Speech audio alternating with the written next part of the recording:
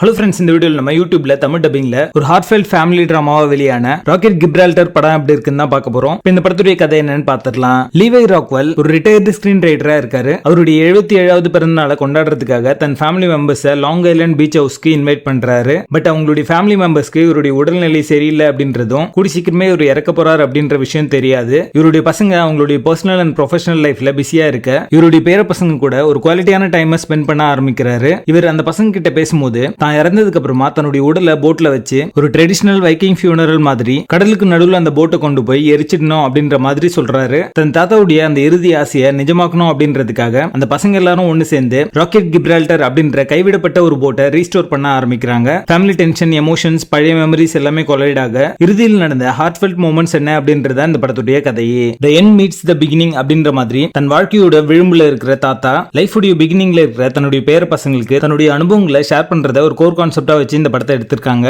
தாத்தா ரோல்ல நடிச்ச PERT Lancaster பாத்தீங்கன்னா ஒரு வார்ம் அண்ட் மெமரபிள் பெர்ஃபார்மன்ஸ் கொடுத்திருக்காரு அப்படினே சொல்லலாம். கிட்ஸா நடிச்சவங்க தான் ஸ்டார் ஆஃப் தி ஷோ அப்படினே சொல்லலாம். அவங்களோட சீக்வன்ஸ் எல்லாமே இன்ட்ரெஸ்டிங்கா இருக்கும். இந்த படத்துடைய ஹோல்டிங் பாயிண்ட் அந்த பசங்களோட அந்த ஆக்டிங் தான். ஹோம் அலோன் படத்துல நடிச்ச மெக்காலே கல்கினை நீங்க மறந்திருக்க மாட்டீங்க. அவருடைய சிறு வயதில் நடிச்ச ஒரு படமா இந்த படம் வந்திருக்கு. இந்த படத்துல ஏஜிங், ஃபேமிலி, டெத் இந்த மாதிரியான விஷயங்களை ரொம்ப நேரம் பிளெண்ட் பண்ணி சொல்லியிருக்காங்க. இந்த படத்துல தாத்தாக்கும் பேரனுக்கும் இருக்கிற அந்த பாண்டிங் சீக்வன்ஸ் எல்லாமே பாத்தீங்கன்னா ரொம்ப ஜென்யூனாவும் டச்சிங்காவும் இருந்தது பார்க்கிறதுக்கு. ஏஜிங், ஃபேமிலி இஷ்யூஸ், டெத் மாதிரியான தீம்ஸை இந்த படத்துல பிளெண்ட் பண்ணி ரொம்ப நல்லாவே சொல்லியிருக்காங்க. இந்த படத்துக்காக ஒரு என்செம்பிள் காஸ்டிங் பண்ணிருக்காங்க. எல்லாருமே பாத்தீங்கன்னா ரொம்ப நல்லா நடிச்சிருக்காங்க. முடிஞ்ச அளவுக்கு எல்லா கேரக்டர்ஸ்க்குமே பாத்தீங்கன்னா ஒரு டீடைலிங் அப்படின்றது பண்ணிருப்பாங்க. ஒரு கோஸ்டல் ஏரியால இந்த படம் நடக்குது அப்படின்றதுனால உங்களோட பாட்டி வீட்டுல இருக்கிற அந்த சம்மர் ஹாலிடேஸை ஞாபகப்படுத்துற மாதிரி இந்த படம் அமைஞ்சிருக்கு அப்படின்னு சொல்லலாம். பிளாக் காமெடி சீக்வன்சஸ் நிறைய இடங்களில் ரொம்ப நல்லாவே ஒர்க் அவுட் ஆச்சு. படத்துடைய ஃபர்ஸ்ட் ஹாஃப்ல பாத்தீங்கன்னா பேசிங் ஸ்லோவா தான் இருக்கும். ஒரு சில சீக்வன்சஸ்ல பாத்தீங்கன்னா ஓவர் மெலோட்ராமாட்டிக்கா போயிடுச்சோ அப்படின்ற ஒரு ஃபீலும் வரதான் செய்யுது. படத்துடைய எண்டிங் நல்லா இருந்தாலுமே அது ஒரு சில பேருக்கு வந்து பிடிக்காம போறதுக்கான வாய்ப்புமே இருக்கு. படத்துடைய பேசிங் ஸ்லோ அண்ட் ஸ்டெடியா ஒரு நல்ல கேரக்டர் ஆர்க் அண்ட் டெவலப்மெண்டோட நகரம். மொத்தத்துல இது ஒரு அபவரேஜ் மூவியா வந்திருக்கு. படத்துல அதர் கேரக்டர் இருக்கு. இந்த படத்தை நீங்க ஃபேமிலியோட பார்க்காதீங்க. ராக்கெட் கிப்ரால்டர் படத்துக்கு எங்களோட ரேட்டிங் 6.5 out of 10.